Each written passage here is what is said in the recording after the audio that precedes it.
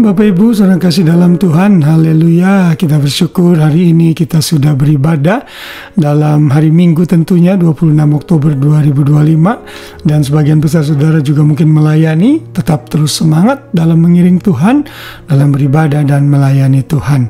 Hari ini juga saya diberikan kesempatan untuk khotbah di salah satu gereja di daerah Padstow, Central Care Ministry.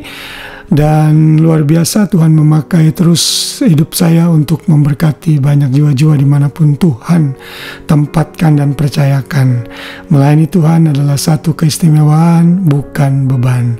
Dan hari ini sebelum saudara tidur, kembali saya menemani saudara dengan renungan malam dalam topik kemenangan sejati di dalam Kristus di sepanjang bulan Oktober, dan kita masih belajar mengenai upah bagi orang pemenang. Kita sudah masuk kepada upah yang kelima sekarang, dan ingat, upah ini semua adalah nanti kita akan terima secara penuh di surga kekal.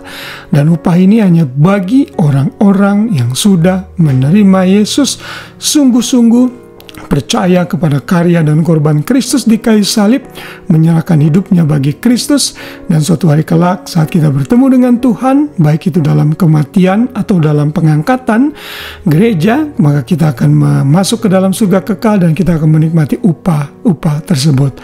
Dan hari ini upah yang kita terima adalah pakaian putih bagi pemenang. Kita akan membaca dalam Wahyu 3 ayat 5. Ini adalah ayat yang ditulis kepada jemaat di Sardis. Jemaat yang di Sardis direbuke atau dikoreksi oleh Tuhan karena mereka dikatakan hidup tapi sebenarnya mati. Apa maksudnya? Maksudnya jemaat di Sardis ini hanya terjebak dalam ritualisme, rutinitas yang kelihatan dari luar, tetapi sesungguhnya hati mereka jauh dari Tuhan.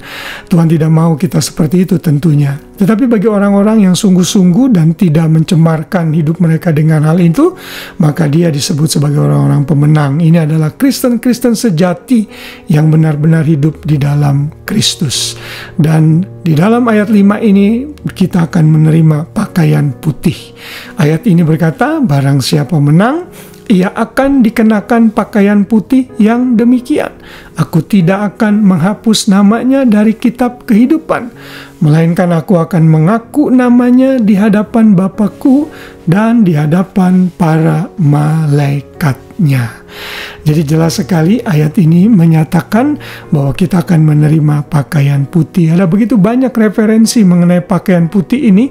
Nanti saudara bisa baca dalam Wahyu 3 ayat 4, ayat 5, Wahyu 4 ayat 4, dan juga Wahyu 19 ayat 8. Ini dalam konteks waktu Yesus datang yang kedua kali. Di situ dinyatakan, dan kepadanya dikaruniakan supaya memakai kain lenan halus yang berkilau-kilauan dan yang putih bersih. Lenan halus itu adalah perbuatan-perbuatan yang benar dari orang-orang kudus. Jadi pakaian putih itu di Alkitab melambangkan bentuk pembasuhan yang Tuhan Yesus sudah lakukan sehingga kita sudah disucikan secara sempurna. Ini yang kita sebut sebagai ultimate atau kesempurnaan atau kepenyucian diri yang sempurna suatu hari kelak saat kita menghadap Tuhan. Karena kita menikmati pakaian putih ini, maka kita akan berada di surga selama-lamanya, karena hanya orang-orang yang suci bersihlah yang ada di hadapan Tuhan, bukan karena perbuatan kita, tapi karena karunia Tuhan semata-mata. Dan di sini juga kita diberikan jaminan bahwa nama kita tidak akan dihapuskan dari kitab kehidupan.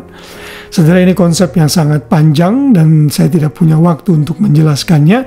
Yang pasti intinya, kalau kita sudah percaya Yesus hari ini, itu berarti kita adalah orang-orang pilihan.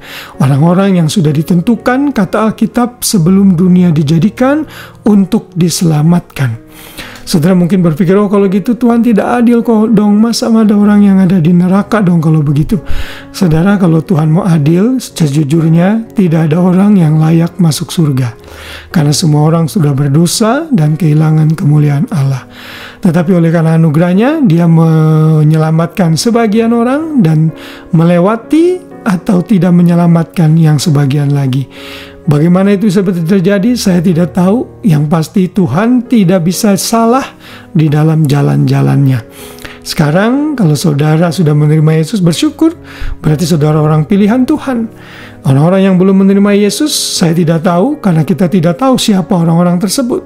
Karena itulah kita harus terus memberitakan Injil kepada mereka, agar mereka juga bisa menikmati pakaian putih suatu hari kelak di surga kekal. Dan inilah satu penghiburan bagi kita semua sebagai orang-orang percaya. Suatu hari kelak kita akan masuk ke dalam kebahagiaan pernikahan anak domba, kebahagiaan surga kekal bersama dengan Kristus, dengan kita menikmati dan dikenakan pakaian putih, lambang kesucian yang sudah kita terima di dalam Kristus. Di surga tidak akan ada dosa lagi. Kita akan menikmati hubungan yang indah dengan Tuhan selama-lamanya dan enjoy the rest for our life. Berapa waktunya? Lamanya itu forever, selama-lamanya. Luar biasa, kiranya ini terus memberikan pengharapan bagi kita untuk menjalani hari-hari kita ke depan, percaya bahwa masa depan kita di dalam Tuhan itu adalah masa depan yang cerah, yang penuh dengan keindahan dan kegemilangan di surga kekal. Selamat malam, selamat beristirahat. Biar kasih Kristus menyertai kita semua. Shalom.